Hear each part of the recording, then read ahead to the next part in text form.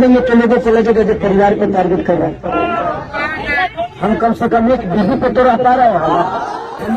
हमने अपने जीवन में 4 महिलाओं की जिंदगी बर्बाद तो नहीं की है। क्या दोस्तों, आप भूल गए थे, एक खेसारी सब पे भारी। नमस्कार दोस्तों, आप कैसे होंगे? उम्मीद करते होंगे आप अच्छे होंगे। दोस्तों, मेरा तबीयत तो थोड़ा ख़राब है, मगर उम्मीद करते हैं आप सब अच्छे होंगे। चलिए इस वीडियो को स्टार्ट करते हैं। दोस्तों, ये भाई साहब को तो आप जानते होंगे। दोस्तों, जब ये चुनाव क्षेत्र में था तो ये अपने बीवी से दूसरे बार शादी करके और चुनाव क्षेत्र में वोट मांगने गया था, मगर दोस्तों ये चुनाव में हार गया तो ये अपने बीवी को लात मार के भगा दिया। सवाल है मेरा कि जब उन्होंने मुझे छोड़ ही दिया था तो फिर चुनाव में दोबारा बुला के मेरे मांग में सिंदूर क्यों डाला गया? मेरे साथ पति पत्नी जैसे क्यों रहा गया? शर्म है कुछ? जब फिर से इसका बीवी अपने घर पे आने का कोशिश किया तो वो पुलिस से डंडा मरवा कर भगा दिया और केस करवा कर वहाँ से निकाल दिया। पागल कर दिए ये लोग हमको। हम अपने पति के घर हम अपने पति के घर आए हैं, इस बात पे FIR हो रहा है भैया हम पे।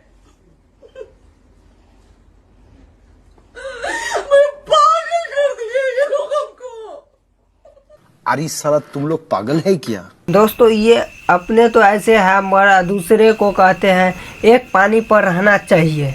मैंने इसलिए बोला कि इंसान को एक पानी पर रहना चाहिए। ये चुनावी माहौल है ना, बहुत तो खेसारी लाल भैया भी किसी से कम। खेसारी लाल भैया कहता है कि हम तो एक पानी पे नहीं रह पाते हैं, मगर एक बीवी पे रहते तो हैं। दूसरे के जैसे 4 लड़की का जीवन खराब नहीं ना किया हम। देंगे तो लोगों को लगेगा जो परिवार को टारगेट कर रहा है। हम कम से कम एक बीवी पे तो रहता रहे।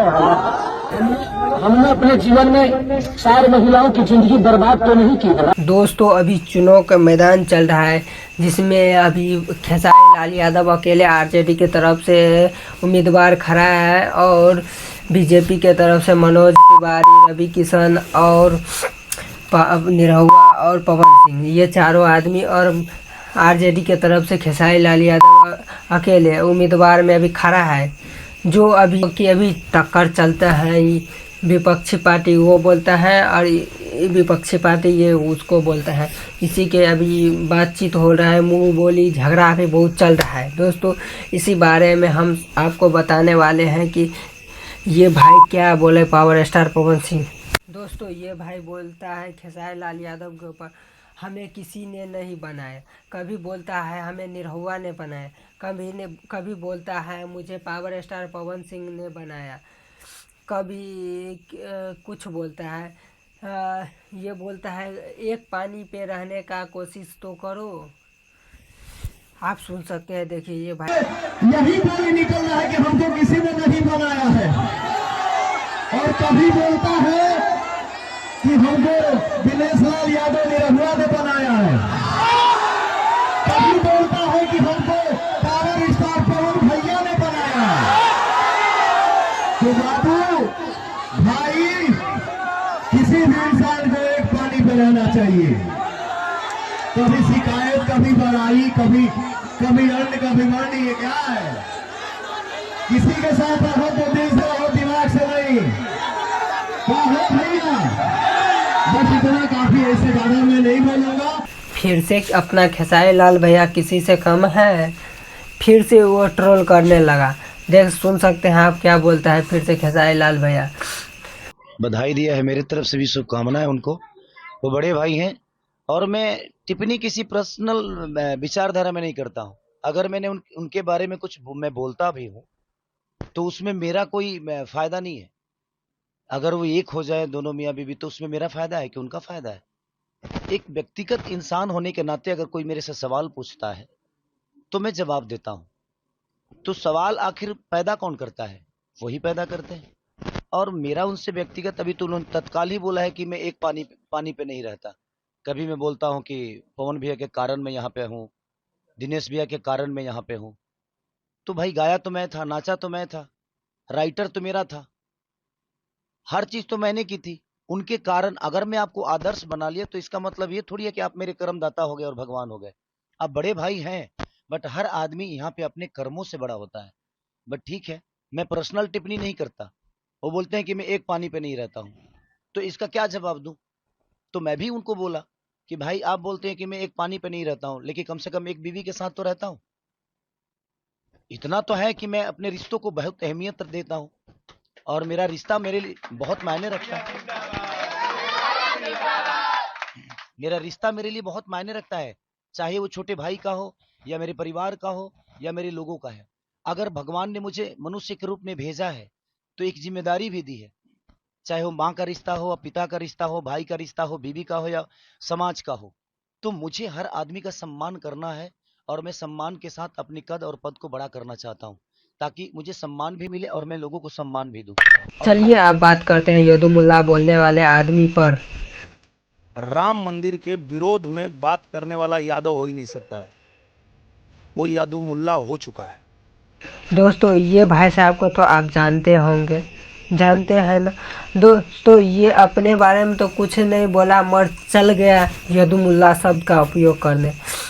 दोस्तों ये अपने बीवी को छोड़ के और अमरपाली दुबे के साथ नहाने महाकुंभ में नहाते हैं। आप देख सकते हैं ये वीडियो।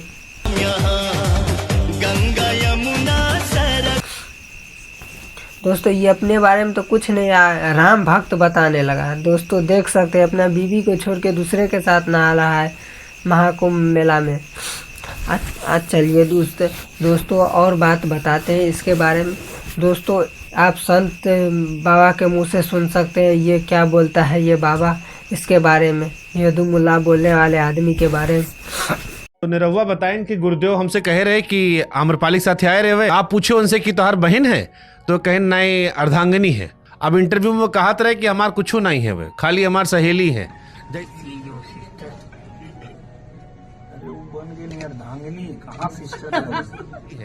जैसे बाकी सब है, हमारा अर्धांगिनी नहीं है। बहुत झूठा बोलता है। आपसे अर्धांगिनी कह रहे निरहु? हाँ कहीं गुरुदेव हमसे मजाक करें, हमसे पूछें तुम्हार बहन है तो हम कहें बहन नहीं अर्धांगिनी समझ लो। अब वो कहा था जैसे कुल हीरोइन है, जैसे अक्षरा है बाकी सब है, ऐसे हमारे लिए नहू है। मेरा स्तर बहुत बड़ा है जी। दोस्तों पहले किसी के बारे में बोलने से पहले दोस्तों अपना चेहरा शकल आईना में देखकर चलना चाहिए। सही बात बोलता है आदमी सबको। दोस्तों और अपना खेसारी लाल भैया भी किसी से कम है, इसके बारे में भी बोल दिया। लो जो होने का था हो जाएगा, देख लेंगे। अभी तो ट्रोल किया है तो ट्रोल करेगा। बोल सकते हैं। बिल्कुल बिल्कुल यदुमुल्ला करके उन्होंने एक शब्द का प्रयोग तो मेरे किया। कहने का मतलब कि जो भी हमारे देश के मुसलमान हैं, क्या वो हिंदुस्तान के नहीं है?